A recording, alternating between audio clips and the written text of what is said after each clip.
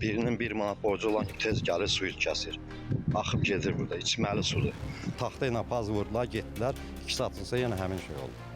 Nikolaydan qalma turbadır.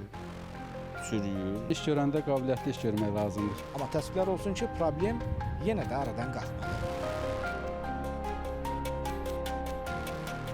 Sumqayıt şəhəri, Yaşıldərə massivi, Zərifə Əliyev adına küçədir. Bu küçədə şirin su, yəni içməli su 2 həftədir yol axır. İçməli sudur, o da gedib buramı kanalizasiya. Yaxşı qonşu burada kanalizasiya trap qoyub, yoxsa bu evlər hamısı su basardı.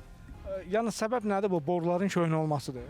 Boruların köhnə olması, o vaxtı Sovetin vaxtında cəmaət özü çəkib. İndi Azərsu gəlib şotçiklər qoyub turbaları nəzarət eləmirlər. 68-dən buradayıq, düz mənim 68 yaşım yoxdur, yəni dədəmdən də belə deyək.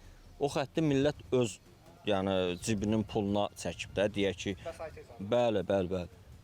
Nikolaydan qalma turbadır, sürüyür. Birdən belə fikirləşərlər ki, birdən deyərlər ki, borc var, şot siqnalına, heç kimin borcu zad yoxdur.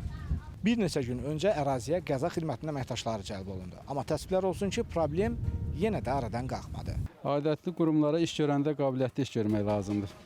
Yəni dünən düzələn şey bu gün təzədən yenə partlayıb. Yollarımız da pis vəziyyətdə, düzəlsə yaxşı olar. Aidiyyatı qurumlar yəqin ki, buna baxmalıdır. Cəmaatın şəxsi adamların işi deyil. Düzəltmişlər bu yaxında, yəqin yaxşı düzəltməyiblər. Gəlib 2 vurub gedirlər. 2 gündən sonra olur həmin şeydə yenə. Yəni bunu düzəldəndə elə düzəltmək lazımdır ki, keyfiyyətli bir dəfəlik olsun. Problem o sarğı ilə alınacaq qarşısı yoxsa? Müvəqqəti qarşısı alınacaq, indi material gətirib dəyişəcək. Yəni yenilənməlidir. Tamamilə doğrudur, yenilənəcəkdir. Çünki sakinlər deyir ki, bir həftə bundan qabaq da belə olub, amma yenə də da olur, indi qarşısını almaq lazımdır, alırıq da.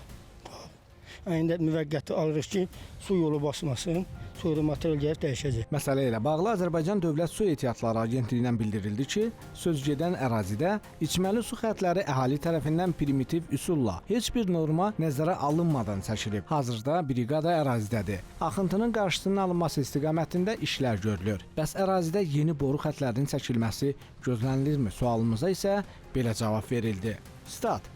Orada mərkəzləşdirilən şəbəkə yoxdur. Şəbəkənin qurulmasına gəlincə, bu mərhələli şəkildə həyata keçiriləcək. Statın sonu. Buradan da belə nəticəyə gəlmək olar ki, mərhələnin növbəsi çatanda problem də həllini tapacaq.